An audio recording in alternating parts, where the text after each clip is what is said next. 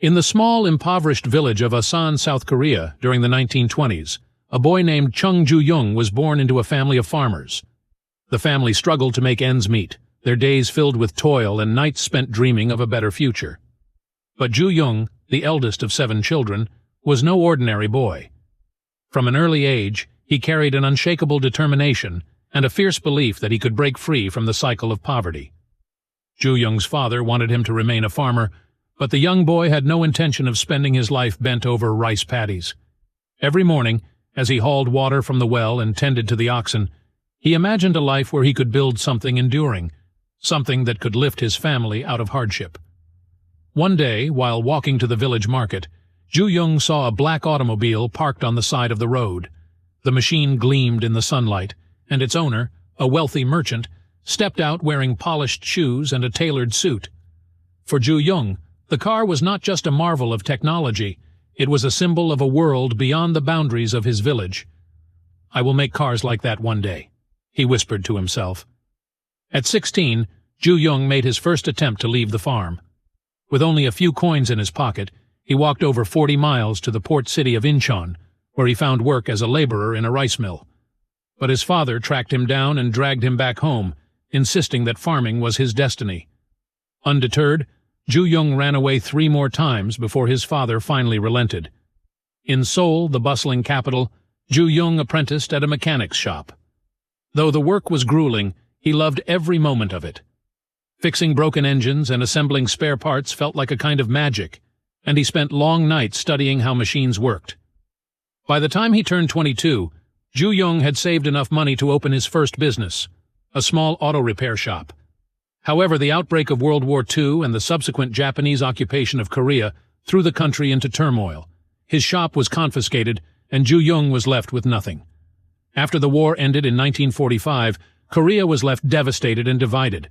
But Ju-yung saw opportunity amidst the ruins.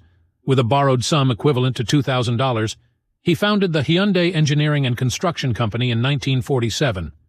Hyundai, which means modernity in Korean, was his declaration of intent, to rebuild Korea and push it into the modern age. Initially, Hyundai focused on infrastructure projects, constructing bridges, roads, and buildings that would become the backbone of South Korea's recovery. Ju-young's reputation for honesty and innovation earned him government contracts, and soon Hyundai grew into one of the country's largest companies. By the 1960s, South Korea's economy was booming, but the country still lacked an automobile industry. Ju-yung returned to his childhood dream of building cars. "If we can build bridges and dams," he told his board of directors, "we can build automobiles too." In 1967, Hyundai Motors was born. At first, the company partnered with Ford to assemble cars, but Ju-yung wasn't content with simply piecing together foreign vehicles. He wanted to create a car that was uniquely Korean. In 1975, after years of research and development, Hyundai released its first car, the Hyundai Pony. It was affordable, reliable, and designed for the average Korean family.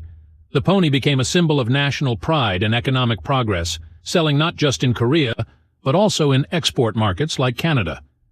Ju-yung faced countless obstacles: a lack of experience, skepticism from foreign investors, and fierce competition from established automakers. But his perseverance and willingness to take risks paid off. By the 1980s, Hyundai had become a global brand. Ju-yung often recounted a story from his youth to his employees. "When I was a boy, I once carried a sack of rice 12 miles to sell it at the market. The sack was so heavy that my back ached for days. But I didn't stop walking, because I knew I had to bring money home to my family. Building Hyundai was the same. Every step was hard, but I never stopped walking." Chung Ju-yung passed away in 2001, but his legacy lives on. Today, Hyundai is one of the largest automobile manufacturers in the world, producing millions of cars each year and employing hundreds of thousands of people globally. What began as a dream in a poor Korean village became a reality through grit, innovation, and an unyielding belief in the power of perseverance.